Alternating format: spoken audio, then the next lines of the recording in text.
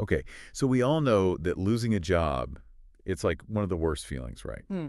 It could really turn your whole world upside down. Yeah, it's definitely a big deal. A real shakeup. And that's what we're digging into today, this whole experience of job loss. Yeah. We've got this, well, it's like a firsthand account, and it's got some twists and turns that I think everyone listening can learn from. Right. And it's just one person's story, so we have to keep that in mind. But even with that, I think it gives us a lot to unpack. Totally. So just to give everyone the background, we're looking at this situation. Someone let go from a chef manager position, and they were 61 at the time, which they think that, their age might have been a factor and maybe their race too. What really got me was how fast everything went south for this person. Yeah, the timeline's really interesting, isn't it? They're working through the summer, everything seems fine, no complaints or anything like that. But then September rolls around, and there's this meeting with the general manager.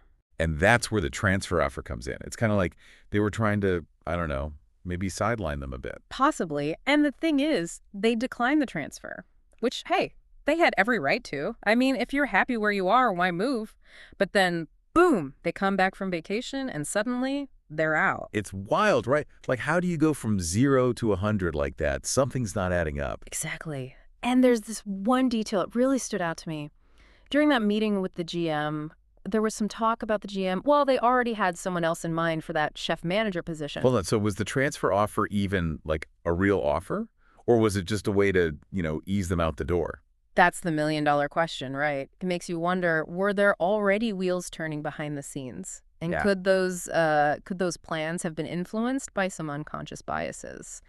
It's a pattern you see sometimes in these cases. Especially when we're talking about age and race. Those are heavy accusations. And sadly, it's not exactly unheard of. You know, discrimination is still out there. No, you're right. It's unfortunate, but it's something we have to talk about. Ageism, for instance, it can be so subtle. It's not always blatant hostility, it's more like these unspoken assumptions, pushing older workers aside. It's almost like they're seen as, I don't know, stuck in their ways or something, even though they have years of experience. Yeah. And then you add in racial bias, and it can affect every stage of someone's career.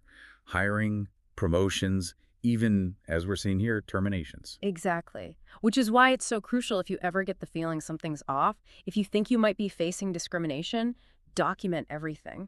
Yeah, documentation is your best friend in these situations. It's like having all your ducks in a row if you need to make your case. Think about things like your performance reviews. If you're consistently getting positive feedback, but then you get passed over for a promotion, red flag, right? Or emails, especially if there's anything that just feels a bit off.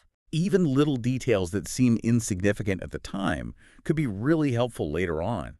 And remember, you don't have to go through this alone. Talk to an employment lawyer if you think things aren't right.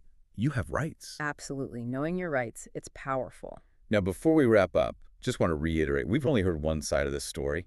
It's just one perspective. Right. It's not about pointing fingers or making judgments. Exactly. But what we can do is use it as a learning experience. We've got this sudden shift in how this person was being treated, this idea that their position was already earmarked for someone else. These could be red flags in any workplace. I think so too. And it really gets you thinking, how can someone in this position, how can they stick up for themselves when things get tricky? We talked about documentation, but knowing your company's policies, that's a big one too. And don't be afraid to speak up. If something doesn't feel right, ask questions. Couldn't agree more. Being proactive, being informed, those are your best defenses. Being your own advocate.